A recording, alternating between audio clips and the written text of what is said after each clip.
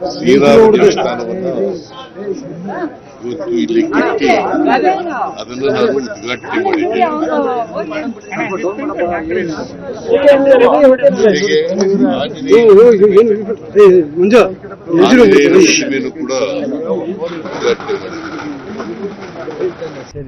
ನನಗೆ ಈ ಊರಿನವರು ರಾಜಣ್ಣ ಮತ್ತು ಇತರ ಎಲ್ಲ ಸ್ನೇಹಿತರುಗಳು ಮತ್ತೆ ಬೈತಿ ಸುರೇಶ್ ಅವರೆಲ್ಲರೂ ಕೂಡ ಒಳ್ಳೆ ಇಲ್ಲಿನ ಶಾಸಕಿ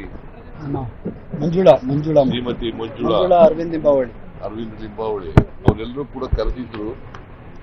ಹಾಗಾಗಿ ನಾನು ಇದರ ಉದ್ಘಾಟನೆ ಮಾಡಲಿಕ್ಕೋಸ್ಕರ ಬಂದಿದ್ದೀನಿ. ಅತ್ಯಂತ ಭಕ್ತಿಪೂರ್ವಕವಾಗಿ ಈ ಶ್ರೀರಾಮಚಂದ್ರನ ದೇವಸ್ಥಾನವನ್ನ ಉದ್ಘಾಟನೆ ಮಾಡಿದ್ದೇನೆ. ಇದನ್ನ ರಾಜಕಾರಣಕ್ಕೋಸ್ಕರ ಮಾಡಿರ್ತಕ್ಕಂಥದ್ದಲ್ಲ, ರಾಜಕಾರಣಕ್ಕೋಸ್ಕರ ಮಾಡಿರ್ತಾರೆ. ಈ ಊರಿನ ಜನರು ಕೂಡ ರಾಜಕಾರಣಕ್ಕೋಸ್ಕರ ಮಾಡಿಲ್ಲ. ಯಾಕಂತಂದ್ರೆ ಕರ್ನಾಟಕ ರಾಜ್ಯದಲ್ಲಿ ಬಹಳಷ್ಟು ಶ್ರೀರಾಮಚಂದ್ರನ ದೇವಸ್ಥಾನಗಳಿದ್ದಾವೆ. ಈಗ ನಮ್ಮೂರಿನಲ್ಲಿ ನಾನೇ ಕಳಿಸಿದ್ದೀನಿ ಶ್ರೀರಾಮಚಂದ್ರನ ದೇವಸ್ಥಾನ. ಸೊ ಅದರಿಂದ ಇದರಲ್ಲಿ ರಾಜಕೀಯ ಇಲ್ಲ, ಇದು ರಾಜಕೀಯ ರಹಿತವಾಗಿ. ಈಗ ಬಹಳ ಜನ ನನಗೆ ಮಾಧ್ಯಮದವರು ಪ್ರಶ್ನೆ ಕೇಳ್ತಾರೆ, ನೀವು ಹೋಗ್ತೀರಾ ಇಲ್ಲಿಗೆ ಅಯೋಧ್ಯೆಗೆ ಅಂತ ಕೇಳ್ತಾರೆ. ಒಂದು, ನಾನು ಹೋಗ್ತೀನಿ, ಯಾವಾಗ ಶ್ರೀರಾಮಚಂದ್ರನ ನೋಡಕ್ಕೆ ಹೋಗ್ತೀನಿ. ಶ್ರೀರಾಮಚಂದ್ರನ ಮೂರ್ತಿ ಎಲ್ಲ ಕಡೆ ಒಂದೇ ಅಲ್ವಾ?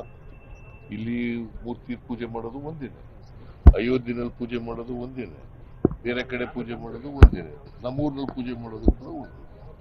ಬೇರೆ ಬೇರೆ ಇದ್ದಾರ ಶ್ರೀರಾಮಚಂದ್ರ? ರಾಮಾಯಣದಲ್ಲಿ ಒಬ್ಬರೇ ಶ್ರೀರಾಮಚಂದ್ರ, ಒಬ್ಬರೇ ಲಕ್ಷ್ಮಣ, ಒಬ್ಬರೇ ಸೀತಾದೇವಿ, ಒಬ್ಬರೇ ಆಂಜನೇಯ ಇರೋದು. ಆಯ್ತಾ?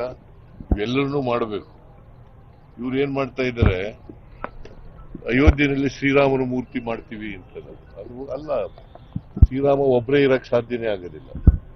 ಸೀತಾದೇವಿ, ಲಕ್ಷ್ಮಣ, ಆಂಜನೇಯ ಇದ್ದಾಗ ಮಾತ್ರ ಅದು ಪರಿಪೂರ್ಣ ಆಗೋದು. ಇವರು ಶ್ರೀರಾಮಚಂದ್ರನೇ ಬೇರ್ಪಡಿಸ್ತಕ್ಕಂಥ ಕೆಲಸ ಮಾಡ್ತಾ ಇದ್ದಾರೆ. It's not correct. ಆಮೇಲೆ ಇವತ್ತಿನ ಇದಕ್ಕೆ ನಾವ್ ಯಾಕೆ ಹೋಗಿಲ್ಲ ಅಂತಂದ್ರೆ, ಇದನ್ನ ರಾಜಕೀಯಗೊಳಿಸ್ತಾ ಇದ್ದಾರೆ. ರಾಜಕೀಯಗೊಳಿಸಬಾರದು. ಶ್ರೀರಾಮಚಂದ್ರ ಎಲ್ಲರ ದೇವರು. ಅದು ಬರೀ ಭಾರತೀಯ ಜನತಾ ಪಕ್ಷದ ದೇವರಲ್ಲ, ಇದು ಎಲ್ಲ ಹಿಂದೂಗಳ ದೇವರು. ಹಾಗಾಗಿ ಪೂಜೆ ಮಾಡ್ತೀವಿ. ನಮ್ಮೂರಿನಲ್ಲಿ ಯಾಕೆ ದೇವಸ್ಥಾನಕ್ಕೆ ಶ್ರೀರಾಮಚಂದ್ರ ದೇವಸ್ಥಾನಕ್ಕೆ ಇದು ನಾವು ಶ್ರೀರಾಮಚಂದ್ರನಿಗೆ ವಿರುದ್ಧವಾಗಿದ್ದೀವಿ ಅಂತ ಬಿಂಬಿಸ್ತಕ್ಕಂಥ ಪ್ರಯತ್ನ ಮಾಡ್ತಾ ಇದ್ದಾರೆ, ಆ ಅಪಪ್ರಚಾರ ಮಾಡ್ತಾ ಇದ್ದಾರೆ. It is not correct. It is not correct.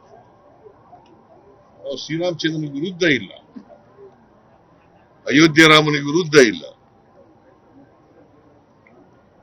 ಅದನ್ನ ಬೇಕು ಅಂತ ಹೇಳಿ ರಾಜಕೀಯಕ್ಕೋಸ್ಕರವಾಗಿ ನಾವು ಎಲ್ಲ ಕಾಂಗ್ರೆಸ್ನವರು ವಿರುದ್ಧ ಇದ್ದಾರೆ ಅಂತಕ್ಕಂಥ ರೀತಿಯಲ್ಲಿ ಅಪಪ್ರಚಾರ ಮಾಡೋದಿದೆಯಲ್ಲ, ಅದನ್ನು ನಾನು ಖಂಡಿಸ್ತೇನೆ. ಹಾಗೆ ಬಿಜೆಪಿ ಅವರು ಇವತ್ತು ನೀವು ರಜಾ ಪಡೆದಿರುತ್ತೆ ಆಕ್ಷೇಪಣೆ ವ್ಯಕ್ತಪಡಿಸಿ ಸಿದ್ದರಾಮಯ್ಯ ಹಿಂದೂ ವಿರೋಧಿ ಅಂತಕ್ಕಂಥ ಅಭಿಪ್ರಾಯವನ್ನ ವ್ಯಕ್ತಪಡಿಸಿದ್ದಾರೆ. ಕೇಂದ್ರ ಸರ್ಕಾರನೇ ಅರ್ಧ ದಿನ ಹೇಳಪ್ಪ ಇಲ್ಲಿ ತಮ್ಮ, ಕೇಂದ್ರ ಸರ್ಕಾರನೇ ಅರ್ಧ ದಿನ ಕೊಟ್ಟಿರೋದು.